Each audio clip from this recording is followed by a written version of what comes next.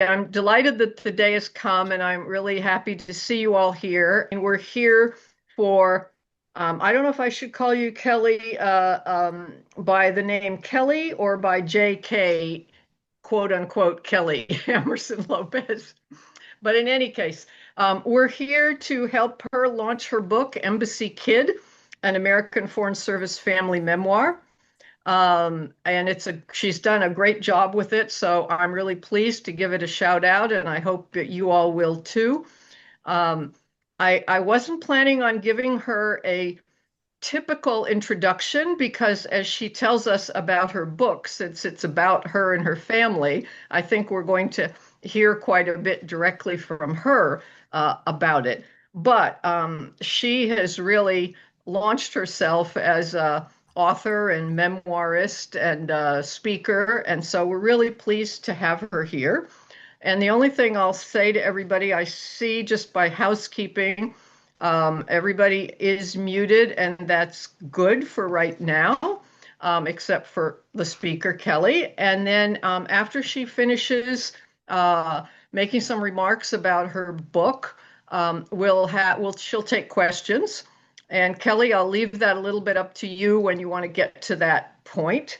And then either you can moderate by calling on people who raise their hand that you see there, or if that doesn't work, we could have Lisa or Daniel if he can get on. He's having some internet problems. But anyway, we'll face that when we get to it and see how it works.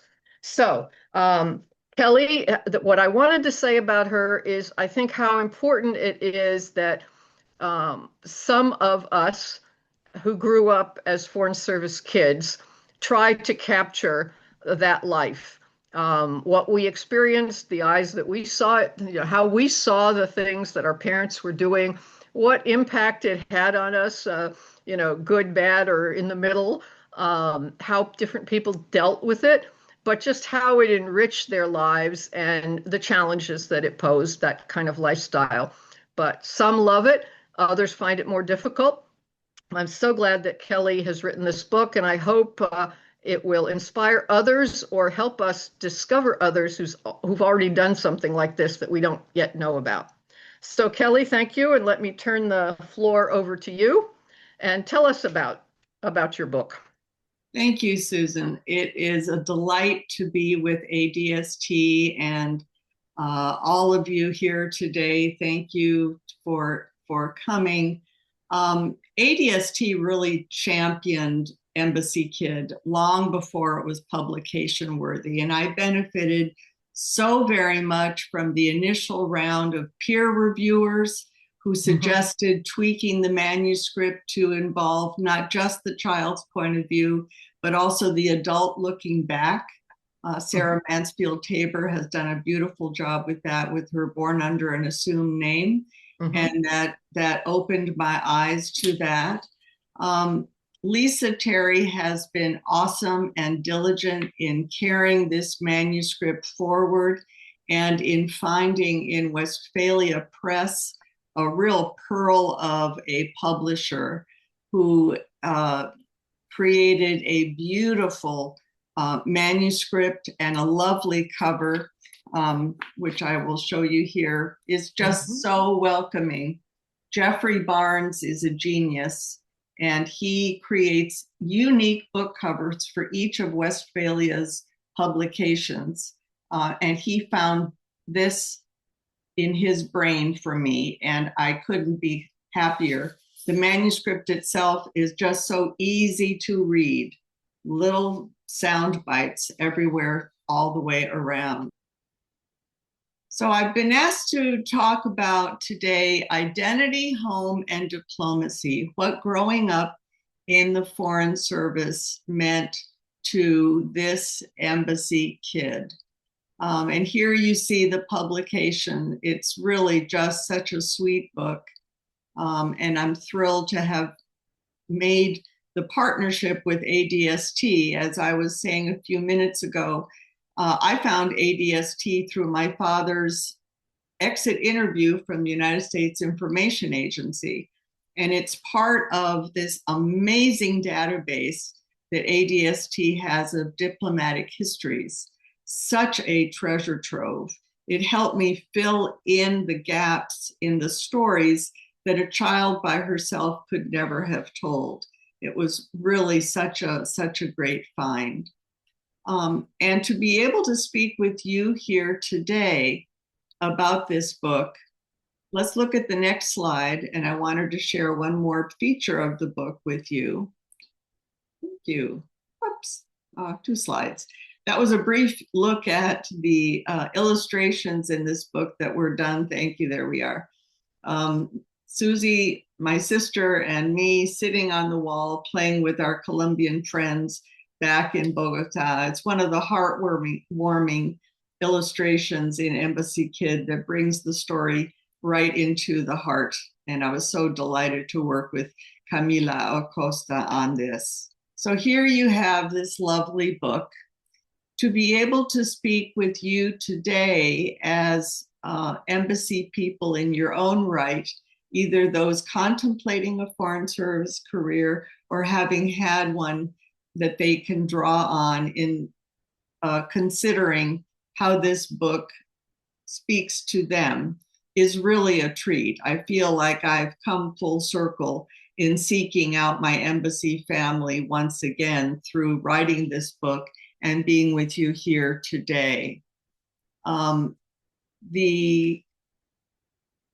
you for being here, and for my writing friends and my family who are on the call. Again, thank you so very, very much. So let me dive right in. We'll go to the next slide as I read from the preface of Embassy Kid. Where are you from? It's a very American question. Our country's melting pot character makes our individual origins a critical part of the United States cultural identity. Ancestry tracing has become big business. For many years, I struggled to answer the question. I was born in Minnesota, in that clump that you see on this map saying home leave territory. But my father's work took us far from Minnesota, first to Caracas, then to Milan, Bologna, and Rome in Italy, then back across the Atlantic to Bogota, up to Rockville, Maryland for 5 years in a post that in many ways was the most foreign of all, and then to Madrid, my last post in living full-time as an embassy kid. My blonde hair and blue eyes show that I'm a Norwegian, but Spanish was my first language. And overseas, my father's embassy employment made my identity as an American crystal clear. But when I felt like a foreign girl when we moved stateside. When I was in 2nd grade in Rome, Italy, I was sure I'd grow up to be an archaeologist. The evidence was all around me. What I realized is that I've spent the better part of my adult life looking back and sifting through the remains of my childhood to figure out the answer of where I am from. What I found as I dug were my memories, family stories, and I was so fortunate in having an extensive catalog of written words left by my parents, Bob and Nancy Amerson, both of whom are gone now. But they left me a treasure map of their own letters, journals, and books that have allowed me to discover a story of an ordinary American family living through extraordinary times in the service of their country. When America was the undisputed leader of the free world, and the tenets of democracy were the bedrocks of American patriotism. It was 70 years ago next month, on the 4th of July, that my father began his work in the Foreign Service. My mother, Nancy, my father, Robert, and I, a 6-month-old baby, flew from St. Paul, Minnesota to Caracas, Venezuela. My father had these thoughts in joining the United States United States Information Agency, which was Eisenhower's public relations arm of the Foreign Service. Dad wrote, laboring in the vineyards of cross-cultural communication, winning over the hearts and minds of international audiences, helping build global peace and freedom. I tingled with excitement. Nancy was willing to try it out for a year or two. Of that same time, my mother writes, this was supposed to be Bob's 2-year adventure. The baby might learn some Spanish. The year-round springtime weather of Caracas would be a welcome break from Minnesota. I didn't realize that Uncle Sam would also require something of me. How naive that all sounds. My mother and father could have had no idea that that 2-year assignment, an experiment in living overseas, would morph into 18 years of living for this child, their embassy first kid, and that home would expand to become what's shown here in this map. My illustrator, Camila Acosta, drew this out of my imagination, and this was my worldview. America was rather amorphous. Most of America was, as you see here, home leave territory, the place that we went every couple of years, where summer was perpetual, sweet corn was always served, and cowboy songs finished the dinner. The real world was where we lived overseas in big cities as an embassy family.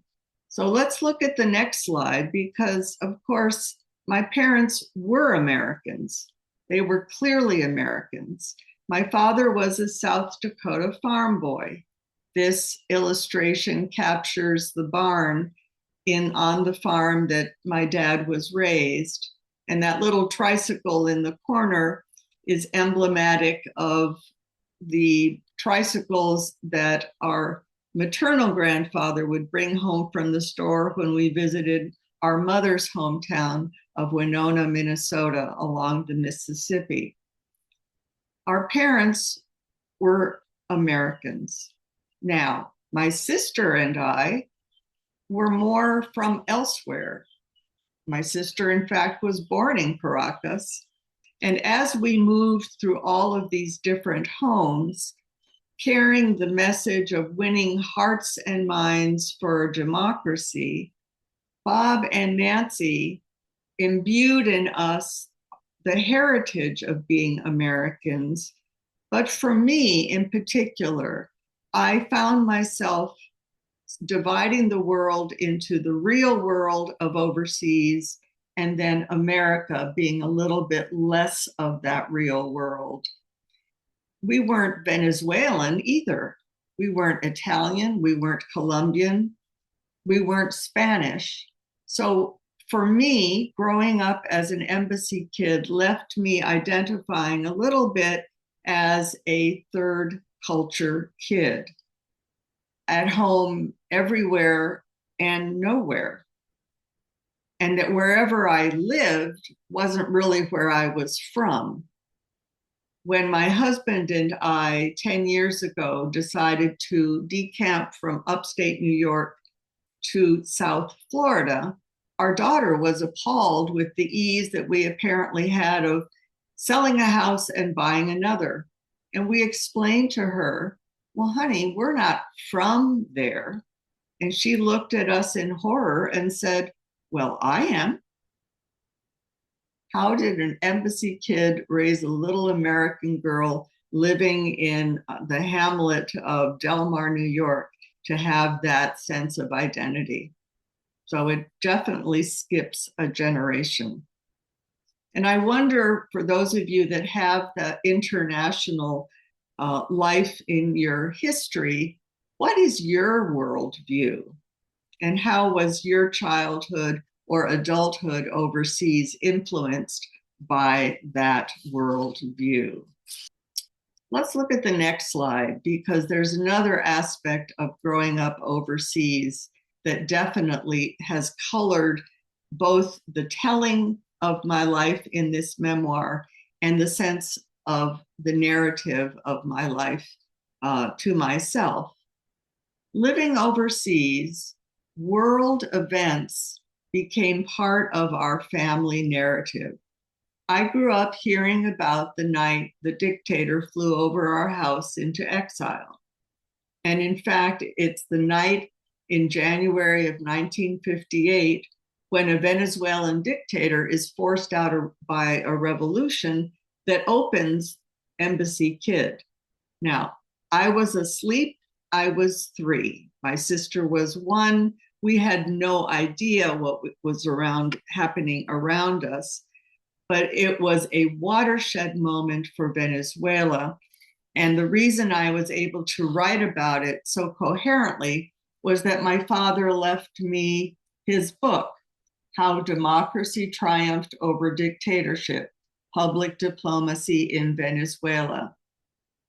Another example of having the treasure trove of written material to dip into as I was telling the story of our family's experience overseas.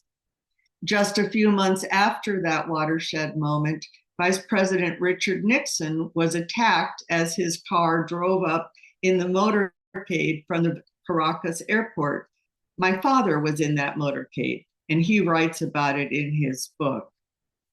So these world events get sort of slid into the family narrative in the telling of Embassy Kid. Celebrities who they met as a result of cultural diplomacy. My daughter was thrilled to read that Grandpa and Grandma met Nat King Cole. Well, yes, you meet notable Americans in this cultural exchange world.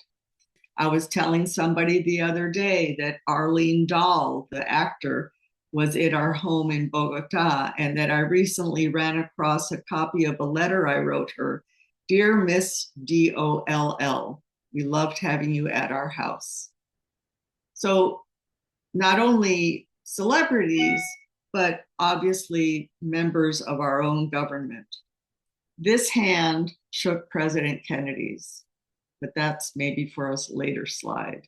Let's look at the next one. The tight family unit. In reading about third culture kids, there's a lot of literature on how important it is for the family to be cohesive and how challenging that is, ever more so, I think. In a way, growing up the way we did was a bit like living in a kaleidoscope. Every couple of years, all of the chips would swirl and settle into a new formation. And there was only one chip that remained still, right in the center, and that was the 4 of us, my parents, my sister, and me. And that tight family unit, that professional identification as an embassy family, was with me all the time.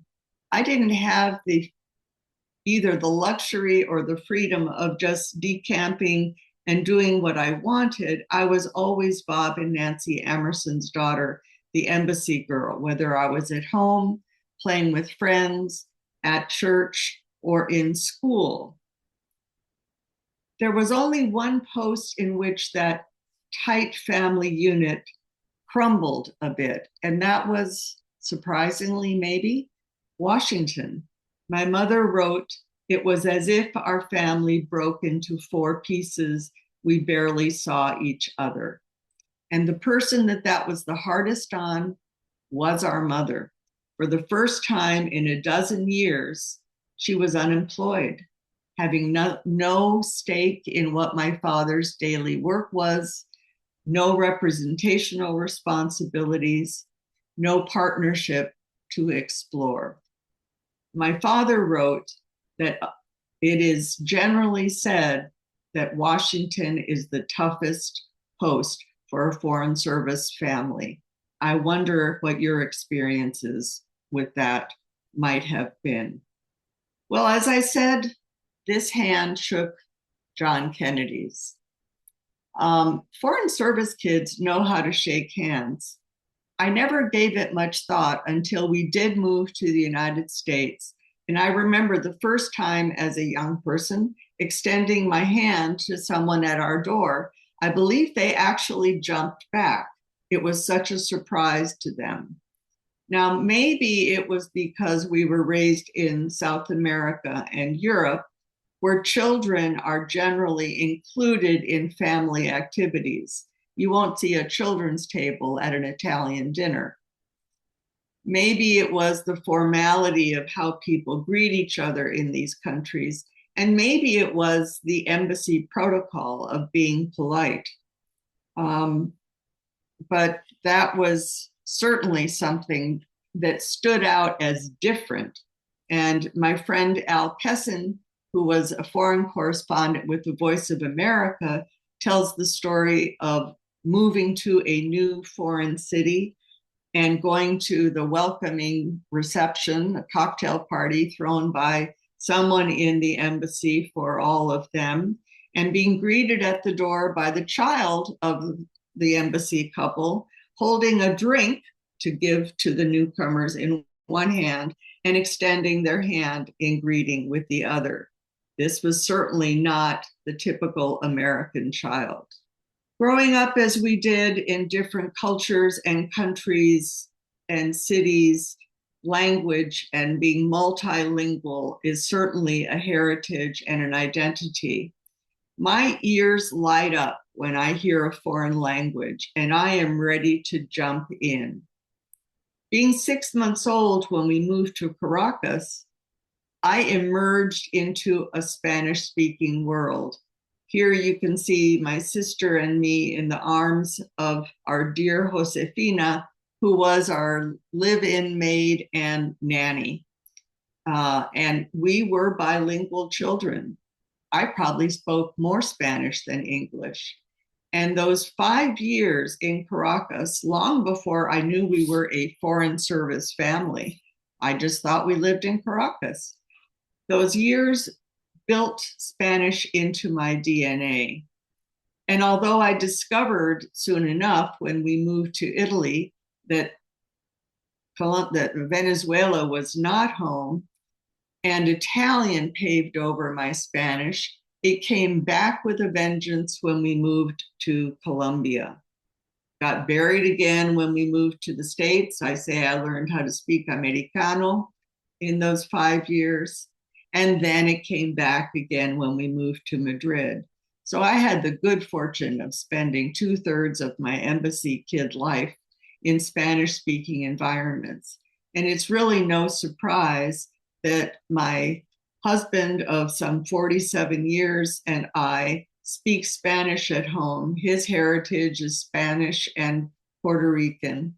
And living in South Florida, I speak Spanish every day. My best friends are from Colombia. And I'm so grateful to that heritage coming out of being an embassy kid. I wonder what other languages feel like home to you. Another element of this nomadic lifestyle is that I uproot fast once the decision has been made. I reroute even faster, and I get to growing. I assumed by the time we were living in our 4th home in Bologna, Italy, that everybody in the world lived this way. And I asked my mother where her parents lived. Where do Grandpa and Grandma live now? And she assured me they still live in Winona in the house she was raised in. I looked at her and it was my turn to be puzzled. And I said, why?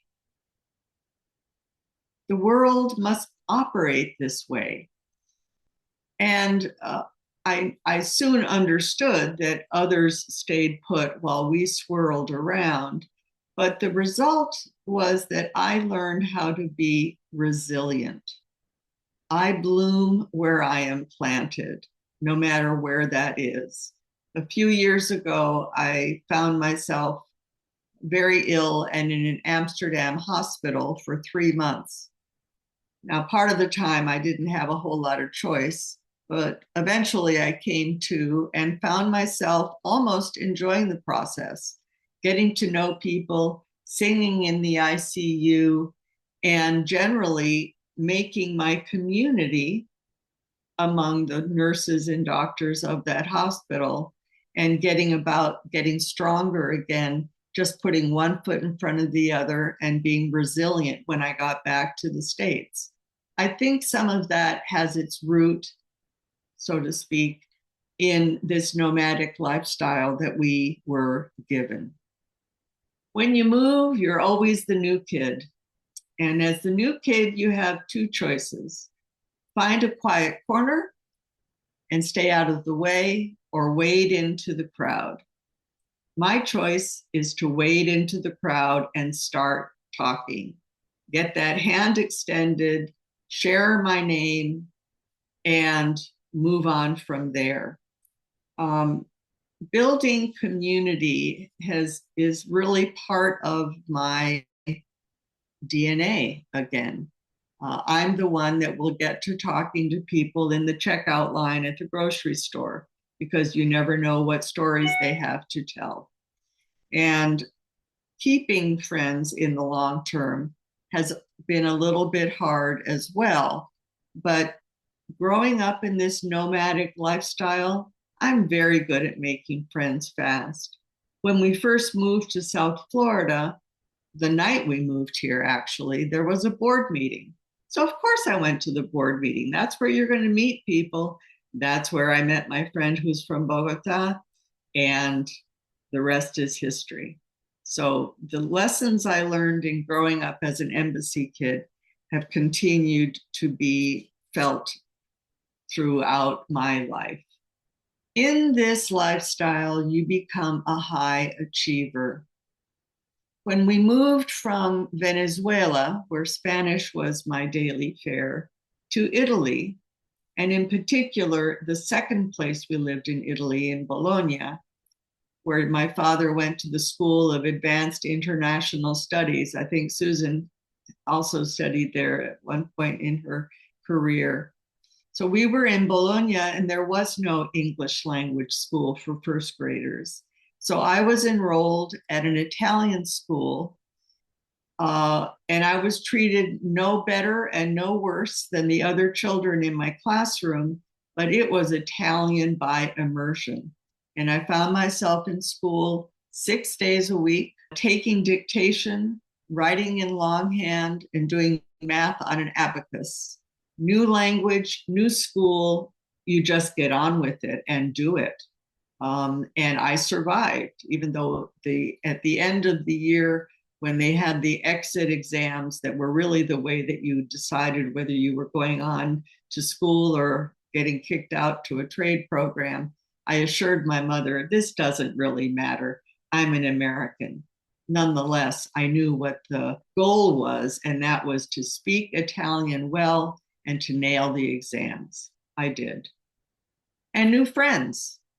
Right? When my mother tells the story of a time when we lived in Colombia, and Bogota is on an altiplano, cold and bone-chilling cold, and we were in Tierra Caliente, the warm country in the tropics, just down the Andes from the altiplano. And I came up with a new girl in tow, and I said, "Mom, this is my new best friend." And then I looked at the girl and I asked her in Spanish, "What's your name?" My new best friend. I didn't need to know her name, but we had become connected very, very fast. One thing I will say about Embassy Kid as a book, and that is that most of my conversations to date have been with people who did not grow up in the Foreign Service. Many of them have no idea that families like ours exist or existed.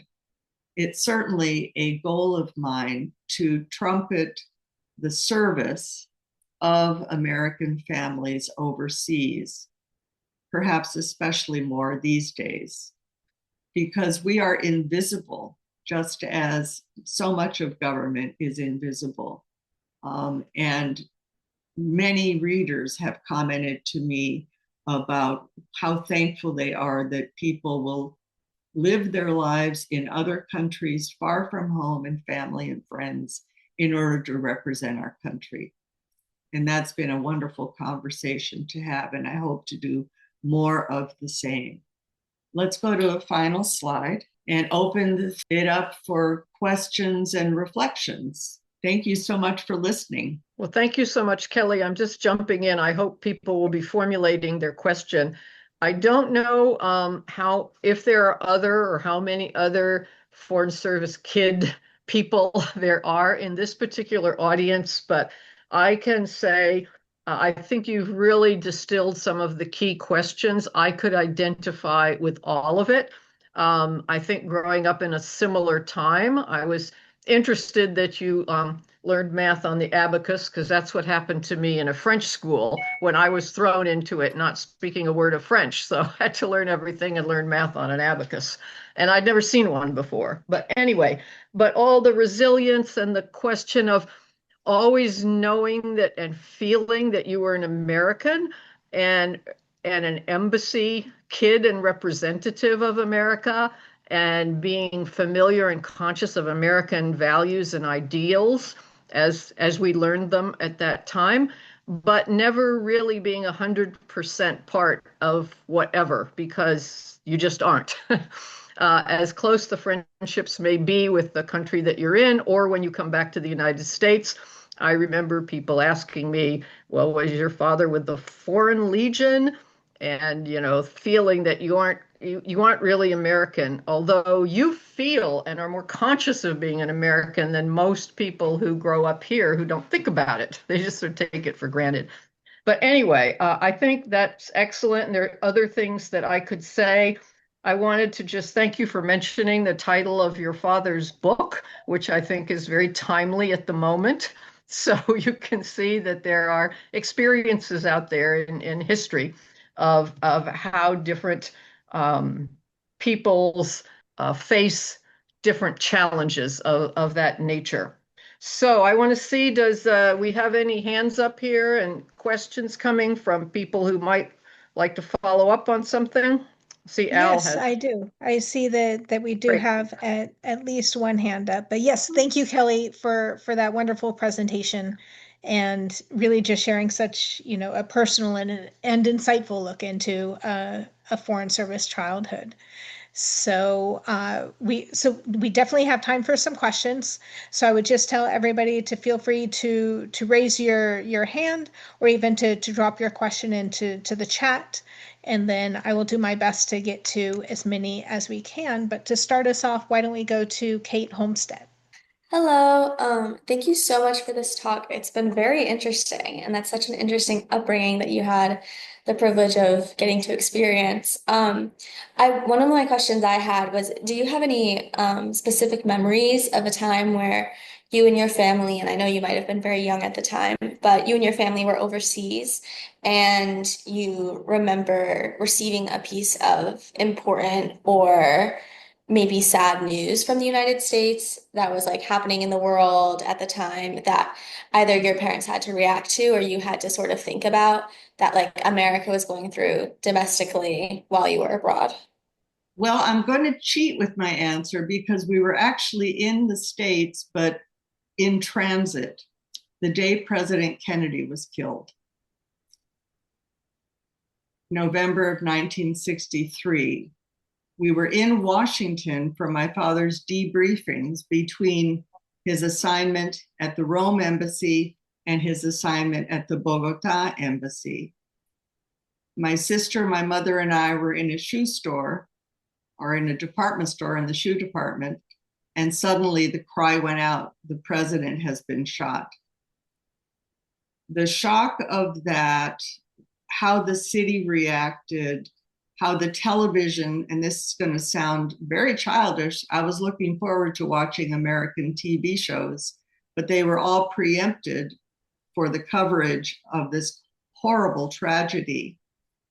And that's kind of what colored the transition day that ended with my parents and my sister and I standing vigil in front of the White House, along with hundreds of other Americans honoring someone that I felt a personal connection with, having shaken his hand in Rome and having first identified him on a balcony in Vienna during the Kennedy-Khrushchev summit as the man in the purple tie.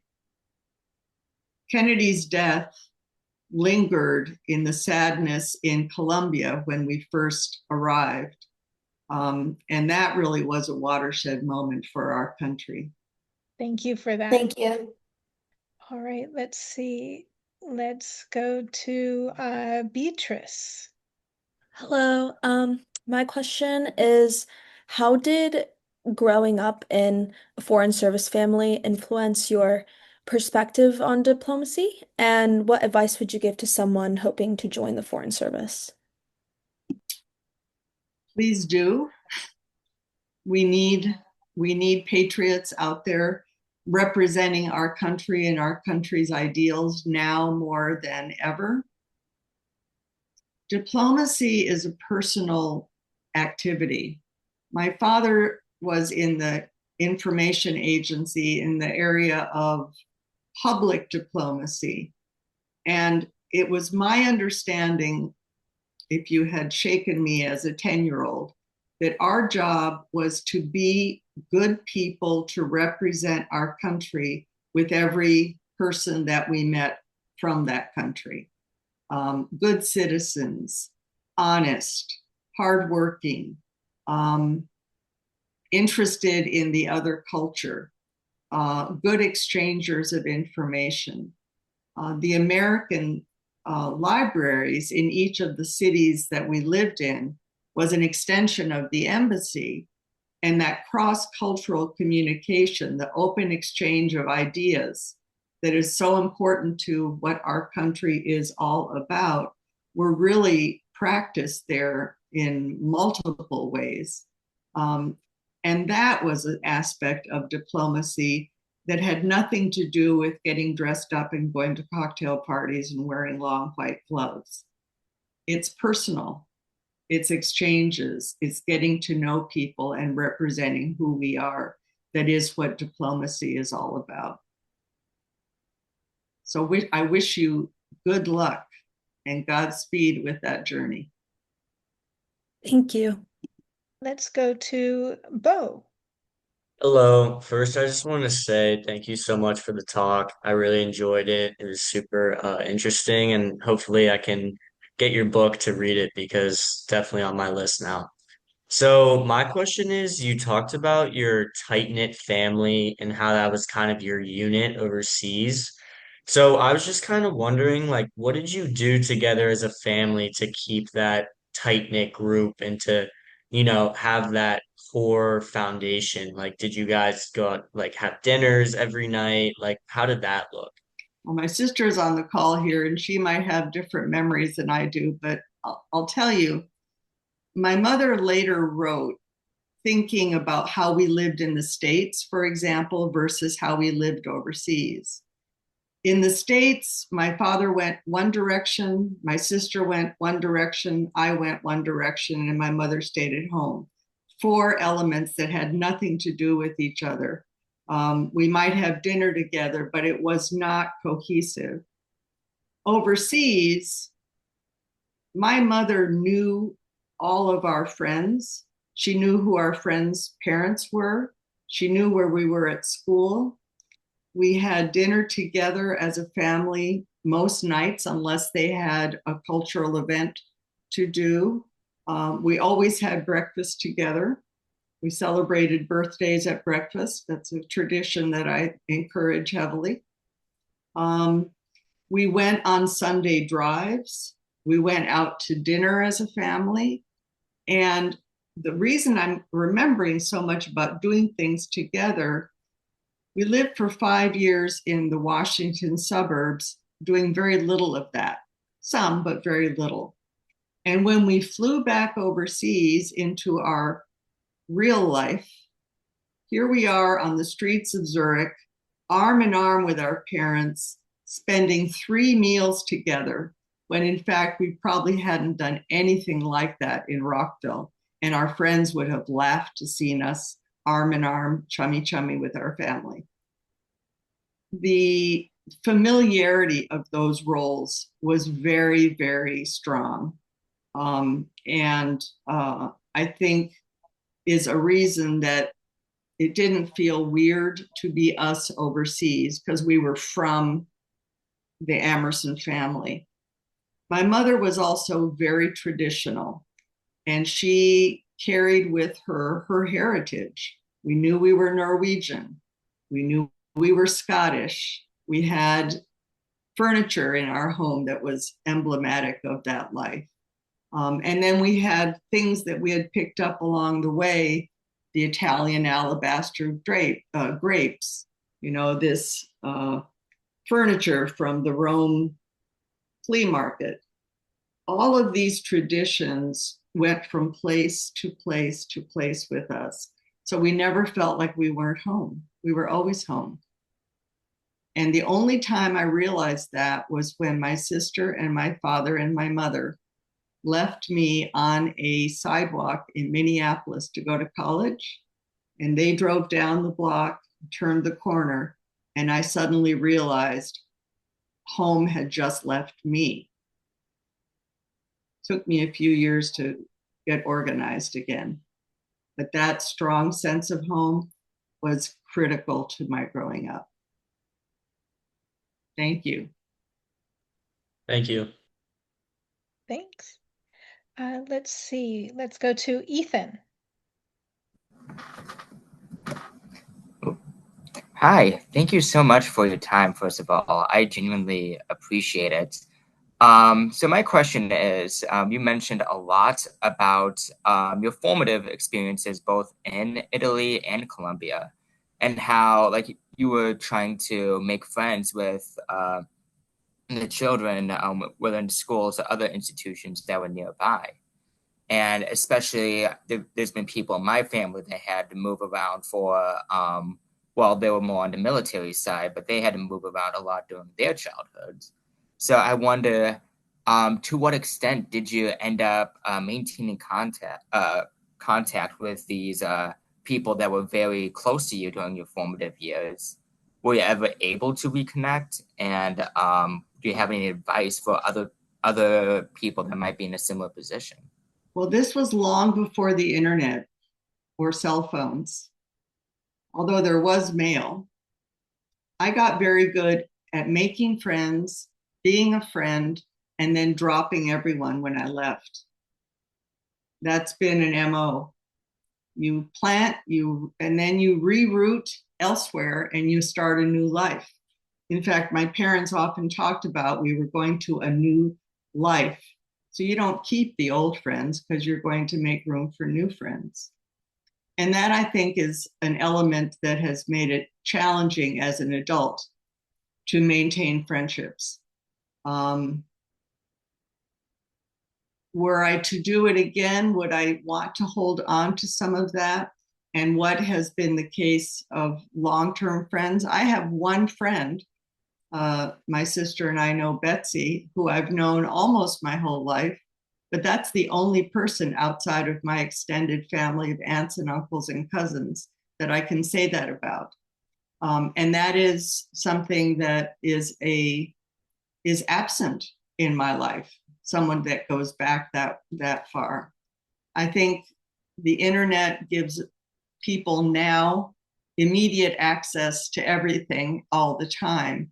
And the value of maintaining those friendships is huge. The people that lived next door to us in Bogota became really close to us. They had a family of children about our age. And years later, we did see them again as adults when my husband and I were living in New York and our parents were living in Boston. So it was a little bit like magic, actually. because you leave something in the past, you can't go backwards, but somehow that person is still in the present. And it felt like a magic trick. Now and then there's someone that comes out of that history that I realize is still in the world and I can find them. And that is glorious. So hold on to some, but you're not going to hold on to them all. That's what I think. I see. Thank you so much. That was very informative. Thank you. Thank you. So let's see. I thought I saw a couple other hands. Siddhant. Hi, yes, sorry. So I guess sort of related to Ethan's question, because you kind of mentioned like because like you weren't able like to stay in contact with the people you met when you were younger because you didn't have the internet. So like how do you think your experience growing up in the foreign service, like how do you think that compares with the experience that kids embassy kids today, like how do you think that like things have changed, especially with like things like the internet? Well, I think it might be more complicated now. There was a certain simplicity of those years when you moved forward and ended one story and began another. But I also think it's a much more interconnected world now. You don't have to wait for a letter to come to the embassy from family in Minnesota to find out what's going on. You don't have to wonder because people are talking to each other in real time all the time. And I think that builds a very strong foundation in social terms of who you are as a person. See, in many ways, with each post, I felt like I started from scratch. I had to establish myself all over again. If I had had the ability to continue my relationships apart from my immediate family, I might maybe have had more confidence, been able to grow more, been able to develop some talents that had to get stripped and then started and stripped and then started, perhaps. And I think that you don't have to then depend on, it's a pretty small group to be dependent on for 3 other people and yourself for your life. If you have a richer social pool supporting you, like you would if you were living in a small town with friends next door and the grocer down the street and the post office that knows who you are. I think that's so stable that perhaps some of the drama of being a new kid wouldn't have felt quite so strong. I see. Gotcha. Does that make sense? All right. Yeah, that makes sense. Thank you. Thanks. Thank you. Let's see. Catherine. First, I just want to say thank you so much for sharing your story with us, and I really hope I get a chance to read it. I was just wondering, when you discovered these letters and journals from your parents, what was the most surprising thing that you discovered, and how did it sort of make you maybe look back at a time period differently, knowing the full story of what was going on? Well, my first reaction to having all of this stuff was to feel overwhelmed. Like, oh, thanks a lot, Mom and Dad. Now what do we do? And then I realized they'd given me a roadmap. And I literally sat down with 6 binders. My mother wrote a family letter every Monday for 20 years. And there were copies kept of it. So it's so sad that we don't write letters anymore. But I had, in those letters, you have my mother at age 30 talking about her growing children, and my father writing home about whatever was going on the farm that he wished he could be a part of. And so it gave me access to their young selves, which was an absolute treasure to live with as I wrote this story. And the thing that stands out to me, the biggest surprise, some of my writer friends know what I'm about to say about when President Kennedy was killed. I wrote a whole story about how we went to the funeral. We stood on Pennsylvania Avenue as the funeral cortege slowly rolled by, and it was very touching. And then I read my father's journal about that weekend, and we didn't do that. No, we were in an airplane flying to Bogota when that happened. But what instead I'd forgotten, we were standing in front of the White House that Saturday night or Friday night morning. So memoirs are funny things. It's reinvented memory.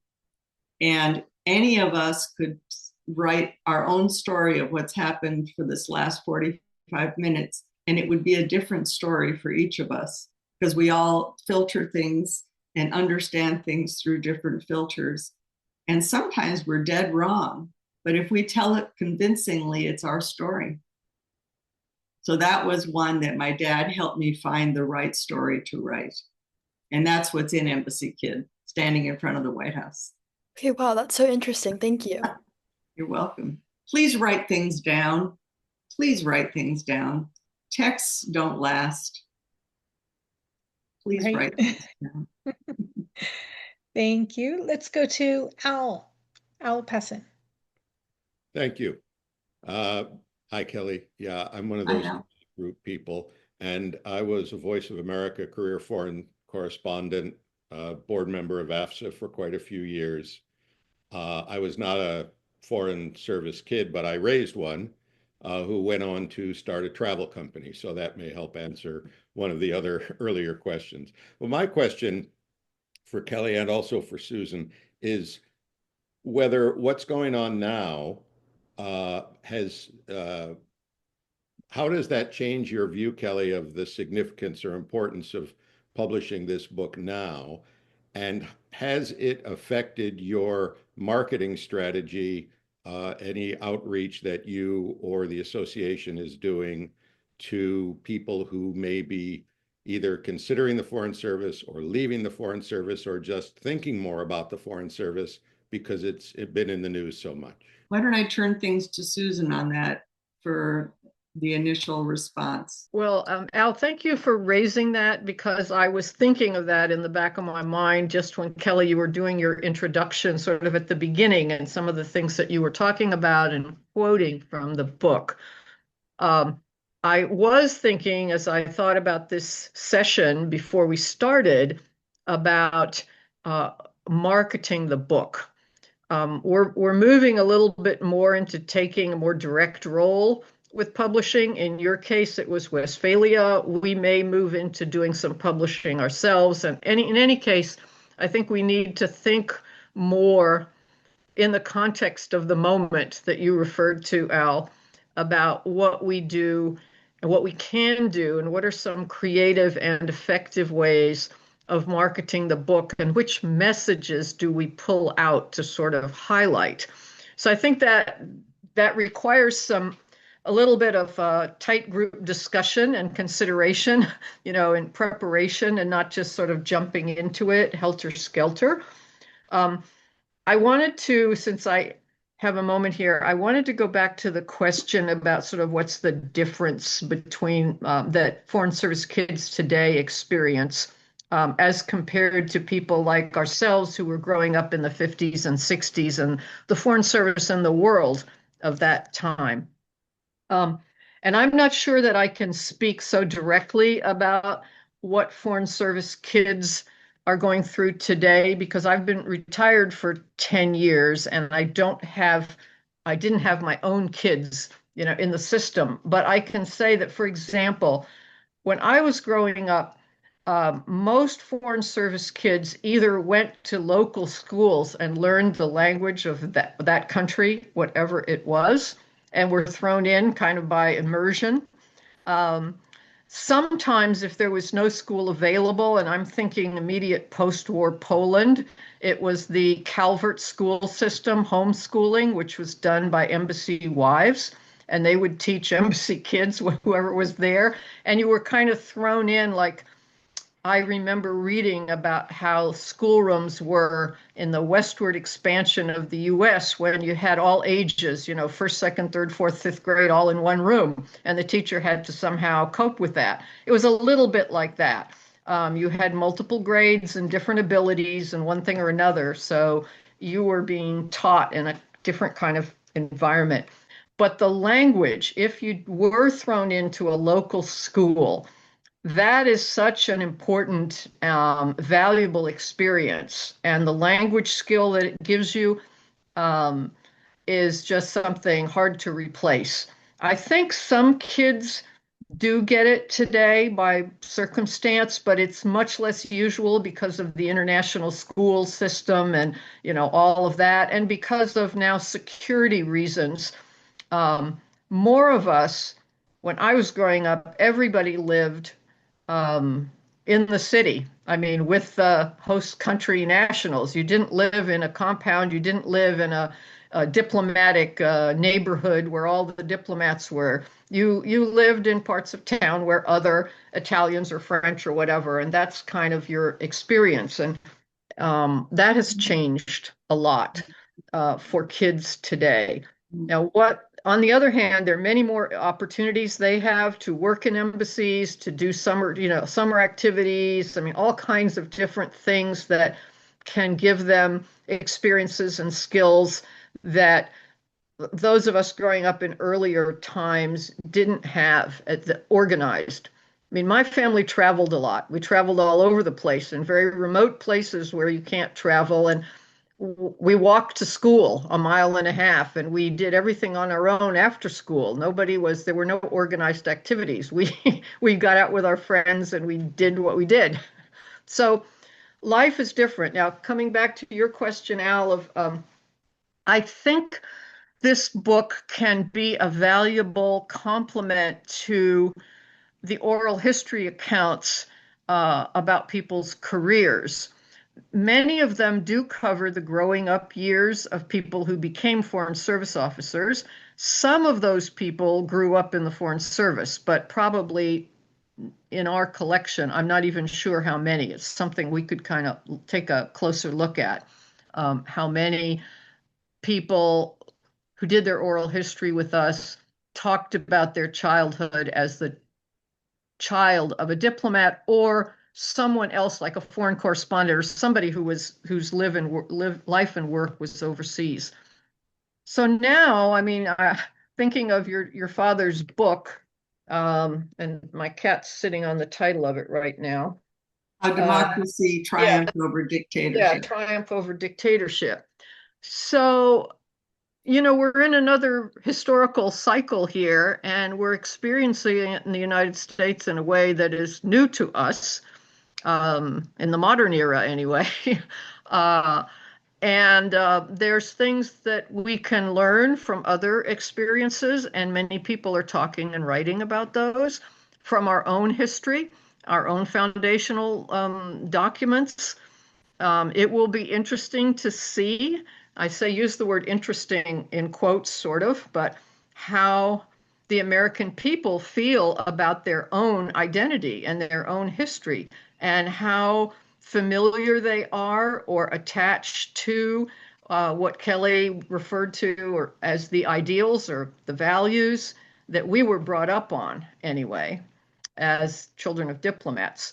Now, my hope is, at least I think many do, but how widespread that is, I'm not sure, because just how we seem a little bit more, I want to say more fragmented, but then I say maybe not. So Al, I'm not sure we have the answer to your question there. We just have to go forward and try things that explain better. But one lesson I draw from it, and I think Kelly reflected it very well, at least the way I interpreted what she was saying, is we need to understand that people have very different life experiences, and it does affect their perceptions and how they see and understand things. So we need to be more tolerant and more interested or more willing to listen to or try to understand why other people do or don't do things the way we might think they should be done. and you get that as a diplomat. I thought of the world. I mean, I live in the world. I live there as an American. I don't live in one place, but an openness, a respect for other people, an interest in their culture and the way they do things. And I would always pick up something in different countries that I thought, oh, this is a really good insight, or this is a really neat way of doing things. I think I'll adopt it into my personal life. So what that makes of us, I don't know.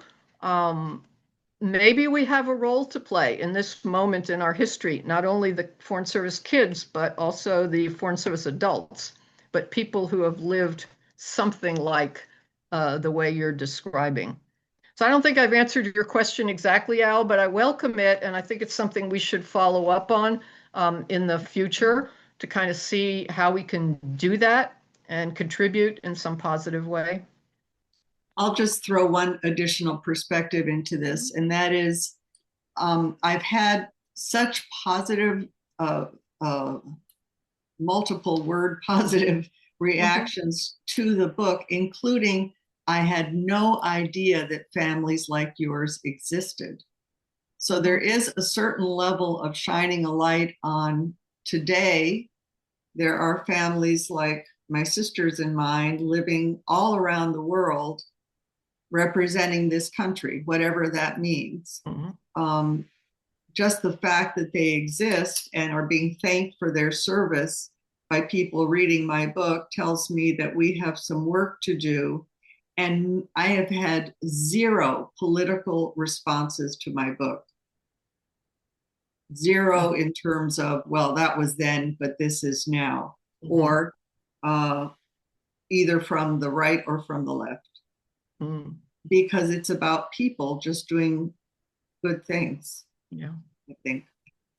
Well, I see that we're at 1:33 here, but I just wanted to thank you, Kelly, again, for all the work you put into this and spending this time with us, and give a shout out to Lisa, as you said, who's been along with you all faithfully and done a great job. So we certainly, Lisa, thank you very much for all the attention and the love and the effort you put into this book and others. So we're delighted to have the relationship, and it's another way to meet and get to know people. So Kelly, we look forward to sort of continuing to work with you on and Al, if he's interested and willing, on the question of marketing and what kind of offshoots can come from the seeds planted by this book and by your story and the way that you have told it.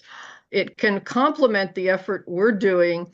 Tom Sellinger, our exec director, isn't here, but he's heading up our Century of Service project, which draws on our oral histories to try to explain to people around the United States what the work of diplomacy is about and what diplomats do, but through storytelling and not through preaching or abstract discussion, but first-person experiences recounted, by people who lived them and from all over the United States. And so I think your story it can be part of that, bigger picture, and we can maybe start building up on the experiences of Foreign Service kids. And maybe there's a project here to look at today's Foreign Service kids.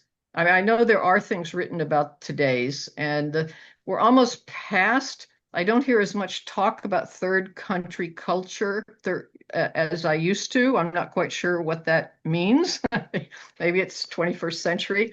But anyway, and thank everybody who came and joined us for this session, and all of you who had questions.